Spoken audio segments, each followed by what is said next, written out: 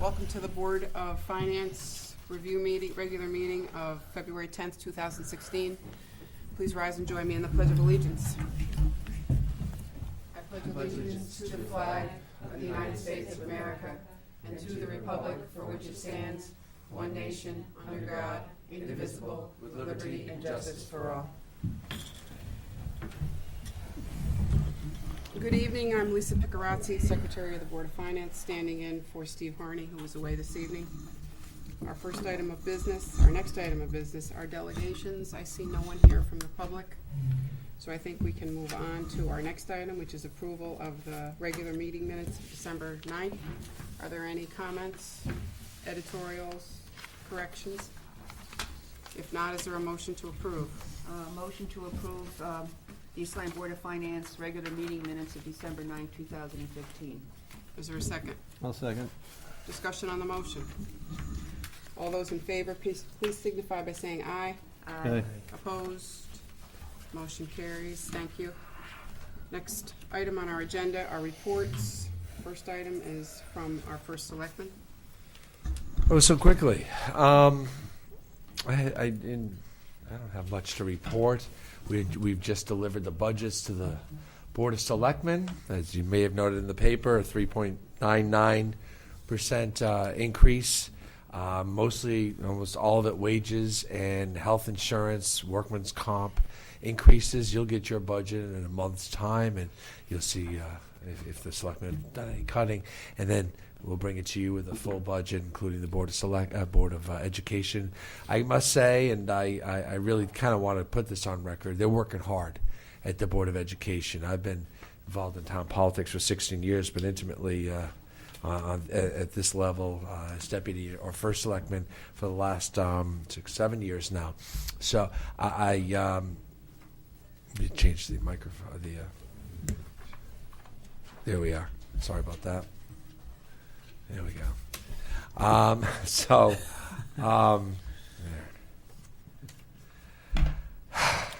was saying something about the Board of Ed. The Board of Ed is working really hard, and I have not seen them work as transparently as they are. Mr. Newton, Jeff Newton, our new superintendent, is bringing a real new atmosphere and attitude to his budget, but I'll commend the Board of Education. They're going through line by line, and they're really working hard at not bringing any new initiatives, but keeping the high quality of education in this town a top priority, but in a fiscally conservative and responsible manner. I think when you get that budget, you're going to see, you're going to see a difference. Let's put it that way. And again, you'll get that in a month's time, and the work we will do in March, it'll be good work. Thank you. How's the boardwalk coming? Boardwalk, we got the remaining pieces of the railing. We stopped production of the railing. As if you've been out in the new boardwalk, you've noticed that we have some plastic ties holding some of the pieces together. Where there's separators on the boardwalk where it can expand and contract. I'm talking to a contractor, you know about these things, you know. Well, we didn't want we had to have the railing be able to do that too, and it was kind of just, it wasn't sturdy enough, and there was a concern there. And, you know, Bill Scheer saw the first couple pieces go up and said, this isn't good enough. This is a railing company that isn't a fly-by-night. They do the railings for Disney World, or some of them. They have national contracts, and they're reputable. This isn't PVC pipe we bought over at True Value and brought in. This is a reputable company. They said, you know, you're right, and they made a fix to it. They discovered a way that they could fix the railing, so we stopped the production of the last 1,000 feet. It's the middle of the winter. It's the right time to stop production and do it right. It is in. Installation will continue. We are slated for a grand opening, ribbon cutting, let the doves fly, let the marching band march on April 24th. That's also the day of the Boardwalk 5K run. Where we'll start, it will be sponsored by the Niantic Main Street. It will start at McCook's Beach Park, and we'll run around down there a little bit, run up Main Street, get onto the boardwalk, and run down the boardwalk or walk and end up at Hole in the Wall as the finish line. And that will be the first public use of the boardwalk. We'll be open before then, but that will be the official opening ceremonies, opening day, invited dignitaries, etc. That will take the place of what used to be the Flanders 5K road race. We're bringing it down here and putting a little pizzazz to it. We hope the whole town will come up for that. And we'll also have a big media day on the Friday before Memorial Day, or Friday of Memorial Day weekend. We'll have the news crews down here and let them know how great the boardwalk is and all that. But that will be the opening day. So we're marching forward with that. Other questions? We have all sorts of projects I could go on for an hour. But anything that comes up, by all means, I can. If you have any questions, I can answer them for Gateway you. moving smoothly? Is Gateway moving smoothly on schedule? Yeah, Gateway application is before the Inland Wetlands Commission right now for review. Their application has been submitted. The state DOT is continuously coming down and talking about the on-ramps, off-ramps, and the bridge project, which will happen 3 to 5 years down the line. But, you know, the Flanders Road improvements that will be needed, the new traffic light that will be put in that will be timed with the one in front of Starbucks so the traffic will move through and then stop to let the traffic in and out. Costco is they've submitted a final design, and I think zoning will get that in the next 30 days. So it is moving forward. They want to be open fall of this is 16, so they want to be open fall of 2017, prior to the Christmas season. They anticipate that's a realistic goal. Does that require that infrastructure changes on the road, like the light and all that being done? Oh, that's all part of it. Yeah, I mean that's all. And you have to tie that in with the state doing something, or? Yeah, I mean that's all part of it. You know, the state is a partner in this. We did not go with the COG. Initially, it was reported we're going to use the Southeast Connecticut Council of Government. They have LoCIP money. They have capital improvement money available for projects such as this, regional projects. The state determined it's too complex because the bridge is going to be redone. That's a $100 million project, federal, state. Big project, widening underneath, widening the deck on top, major infrastructure changes by the state and feds. So they didn't want the COG in the middle of it. They thought, you know, having the developer the developer will redo Flanders Road, and the state will come in and do the on and off ramps. So it all has to be timed kind of the same time. Yeah. The bridge won't be timed with Costco. The bridge will be done 3 to 5 years, and that would be more in line with if they further developed Gateway, which we're all hopeful for, the outdoor mall piece, which would be behind True Value. That's being worked on. That's the outdoor living center. Okay. And The Costco itself would not need a new bridge. I had one question. During it was in the newspaper, but I don't know if you had a chance to. Yeah, everything's in the newspaper. Regarding Old Lyme and discussions you had with Bonnie Reemsmeyer concerning the Fed's track realignment issue, or, you know, there was going to be a new route planned or something to do with the Railroad Administration. Do you know what the I'm not spending a whole lot of time on that, frankly. Someone asked me this at Rotary Club this afternoon. I said, you know what, this is a far-fetched plan, and I think it's coming to light that way. Had discussions with Representative Joe Courtney on the same. Right. That they spent a whole lot of money on a study, but nobody has the money to build it. This is a $1 trillion plan. It's putting a high-speed track from Saybrook to Kingston, Rhode Island, down 95. Right. And meanwhile, you know, there'll be bridges involved, and there'll be taking of land, and it would go through the heart of Old Lyme. That's where Mrs. Reem Snyder is really kind of kicked up. Right through your gateway.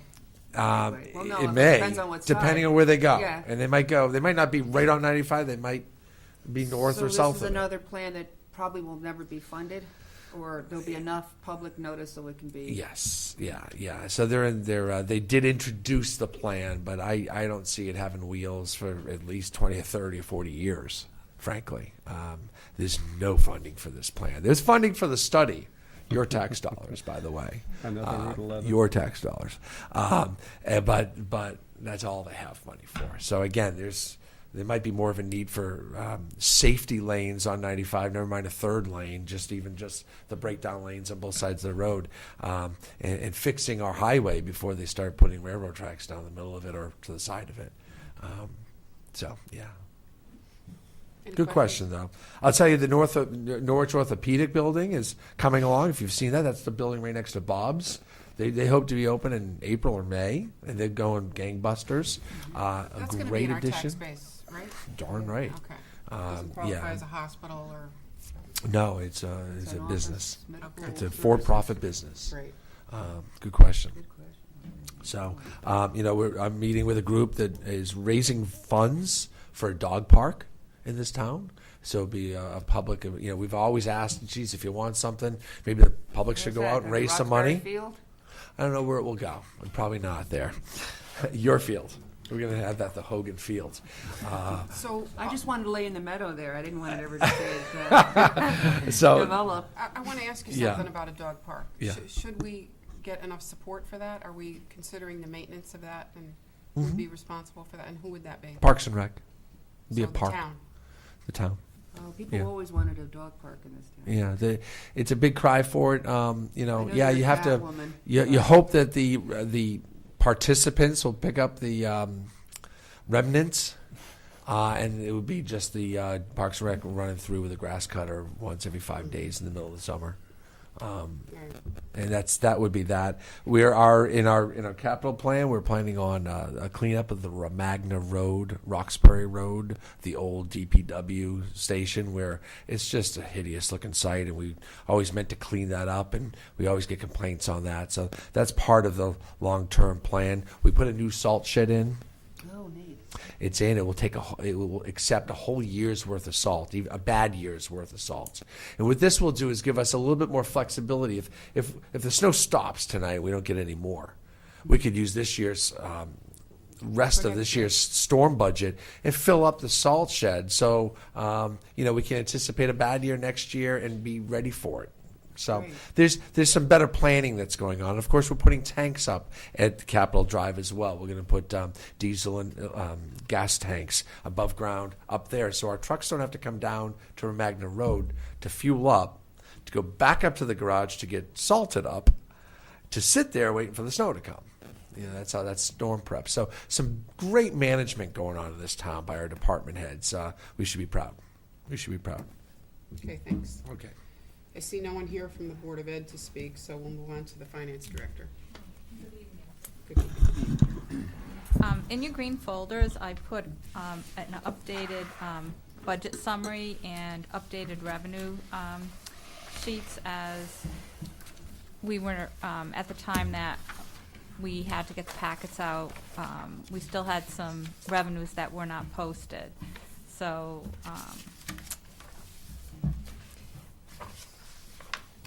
nothing out of the ordinary. I don't know if anyone has any questions.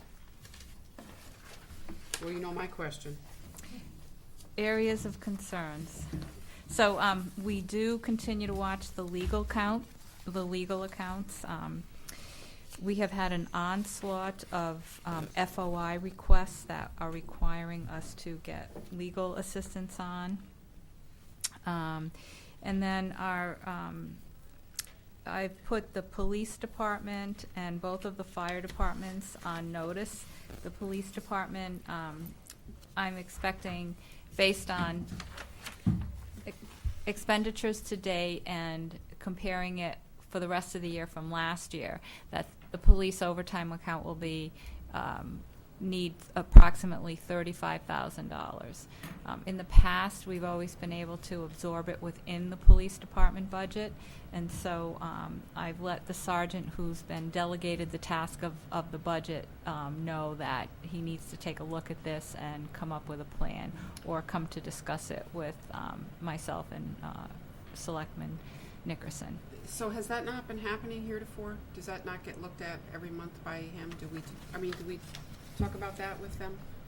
And they come back and report to you, either of you? They will. They will. haven't been, is what I'm hearing. Well, in the past, Sergeant Blanchette has taken care of, dealing with the budget, but since his departure, one of the sergeants has been put in charge of the budget. So I put him on notice that he's got to take a look at the overtime account. But is there any unusual activity compared to No, prior years? no, And- no. It's just something that was able to be absorbed in prior years, but. Yeah, we sliced and diced that budget pretty Yeah. bad last year. Yeah. I don't think they're being vindictive necessarily. I No, think. that wasn't my question at I all. think no, and I'm not implying that it was, but I don't think because some budgets can be treated that way, is they'll come back and all of a sudden run out of money. I don't think that's the case. I think it's just yes, we haven't had consistent leadership up there only because Sergeant Blanchard's moved on. By the way, we got a new resident state trooper yesterday. His name is Sergeant Jeff McDermott. And you'll hear more about him. You'll probably get a chance to meet him along the way as he presents his budget. But he'll be a permanent resident state trooper until the time we decide to go independent or continue this program. And there'll be more on that coming up in future meetings as well.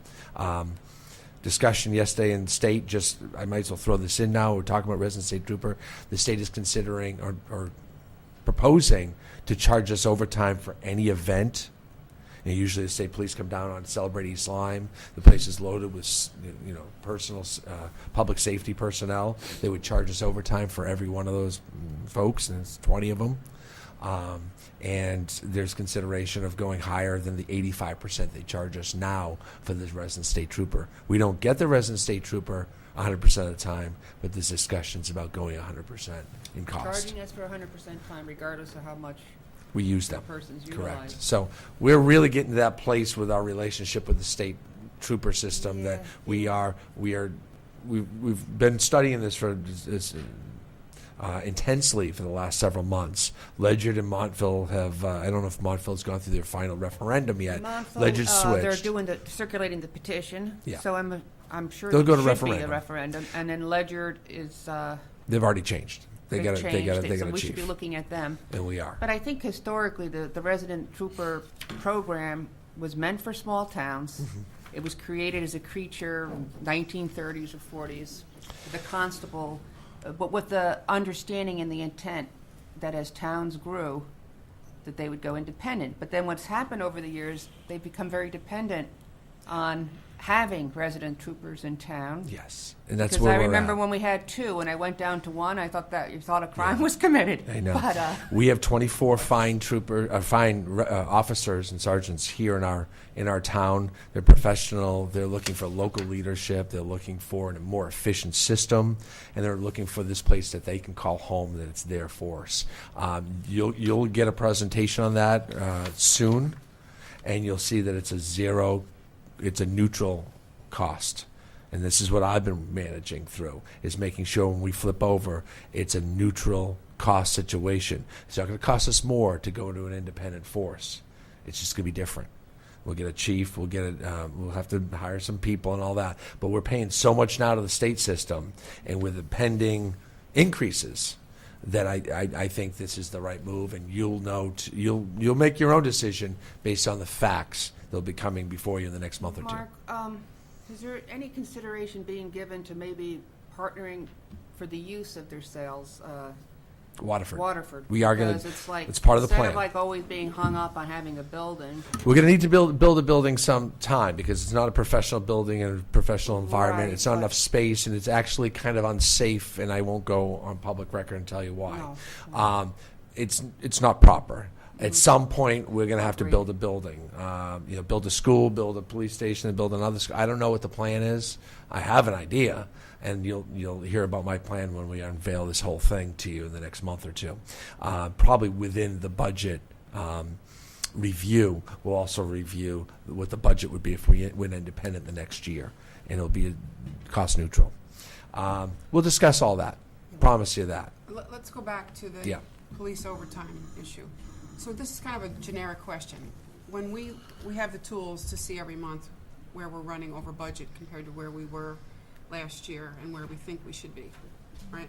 So is it your expectation that if we run over budget, you have your department heads come in and talk to you about that? So We did we're halfway through the year, and we just ran their numbers halfway through the year and discovered that they're way over. There's a couple departments that are showing some areas of concern, and this is where we'll have them come in. I don't run every department. I trust Not my every, department but heads to I'm do talking about it. some that are, everyone's trying to do the right thing. but Right. It helps if we collaborate. They come in, they may not even be aware of it, right? I mean, they're not They going are to know not. that unless you tell them. Right. Well, they should be though. It's their budget. It's Okay. their budget every month, and they are fully aware So of you what they're give them this spending. information. Yes. Oh, yeah. Okay. Make So them I just, more aware of it. yeah, I mean, just so that we can work together, they can you understand, they understand that you're in on it. You can come up with solutions together. I don't know if we're currently doing that, but I'm thinking that would be good. All right, guys, you have any questions? Yep, we're good. Thanks. Anything else, Anna, that you want to talk to us about? Well, just health insurance.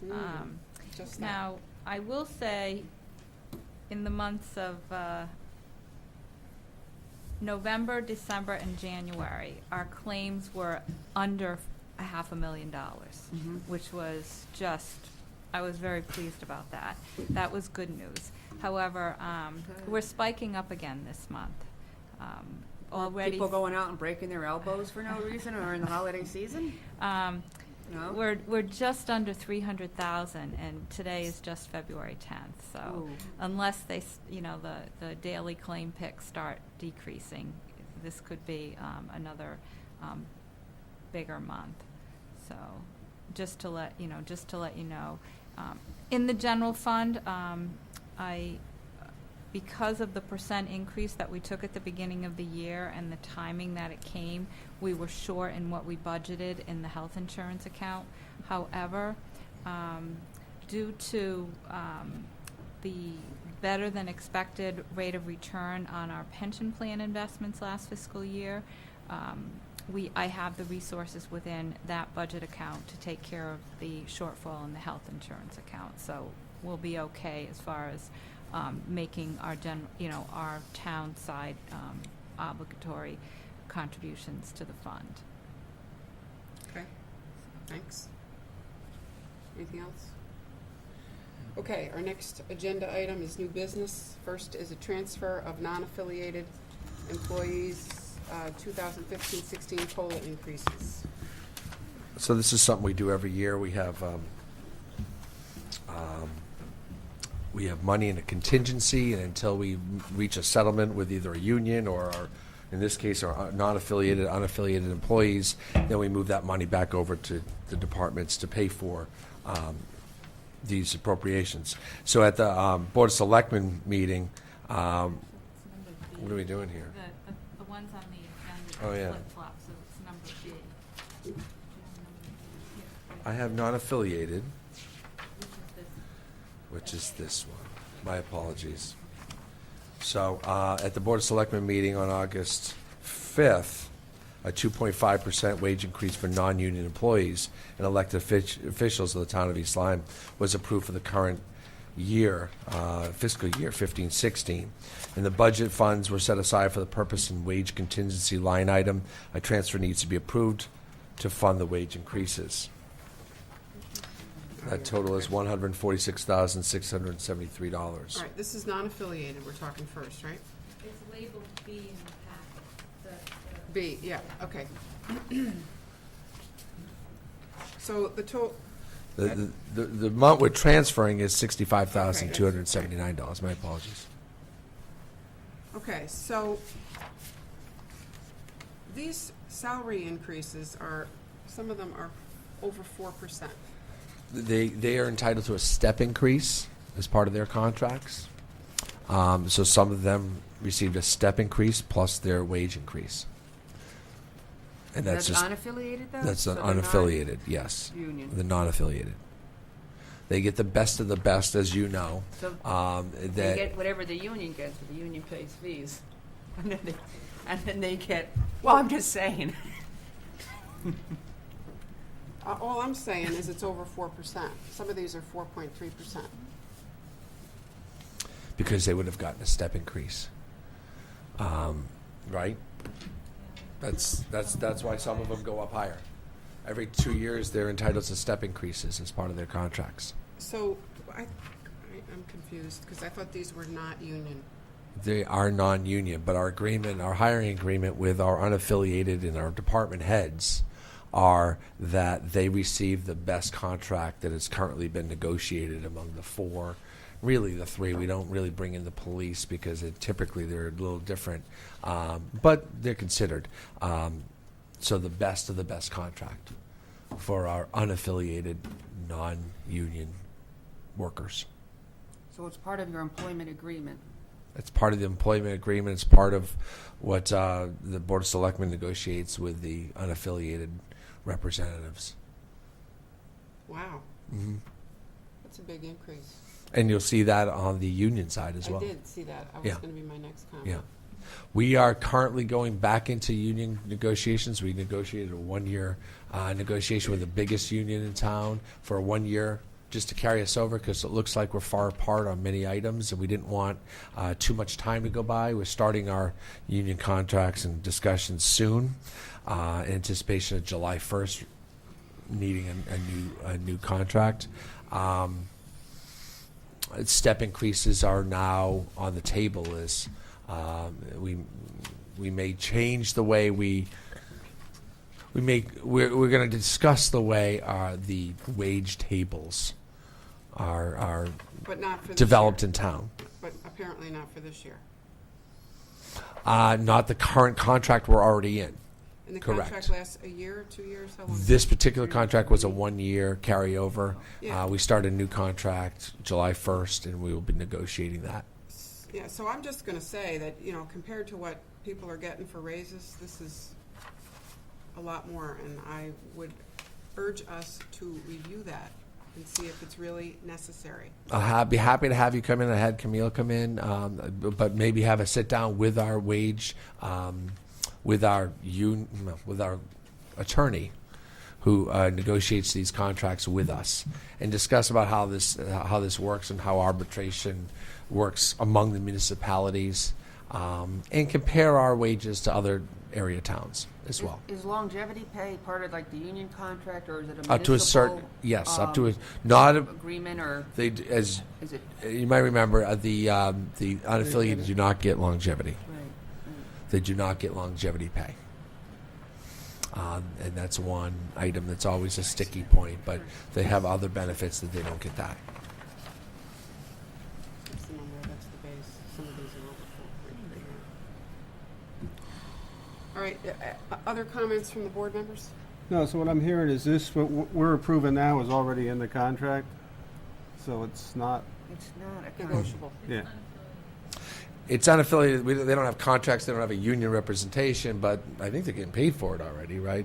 July 1st is when they started getting the back pay on that. So, yes. But it's in a previous arranged agreement. It's a previous arranged agreement with the Board of Selectmen and the non-union employees. So based on that, based on that for this year, I don't have anything to add.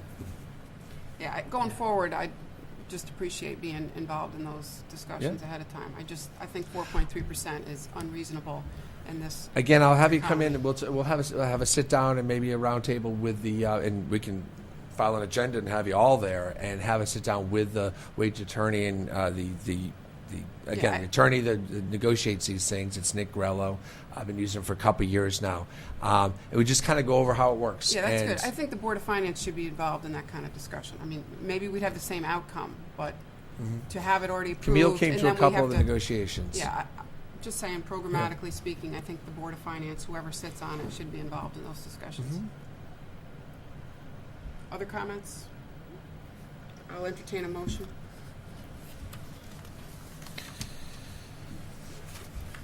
I guess I'll make a motion to transfer the cost of living increase